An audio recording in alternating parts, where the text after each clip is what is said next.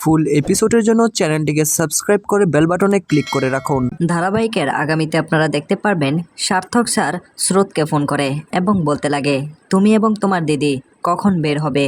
তখনই স্রোত বলতে লাগে, এই তো কিছুক্ষণের মধ্যেই আমরা বের হব। তখনই সার্থক স্যার বলতে লাগে, তোমাদের বাড়ির ঠিক অপোজিটে আমি গাড়ি নিয়ে দাঁড়িয়ে রয়েছি, আমি তোমার দিদিকে ড্রপ করে দিয়ে আসব। তোমার যদি ইচ্ছে হয় তুমি তোমার দিদির সঙ্গে আসতে পারো। যা শুনে স্রোত চমকে ওঠে, এদিকে মুচকি মুচকি হাসতে থাকে রাই। তো বন্ধুরা, এই ছিল আপডেট। নেক্সট আপডেট পেজে সাবস্ক্রাইব করে রাখেন। এতে আমরা যাচ্ছিলাম, ভালোই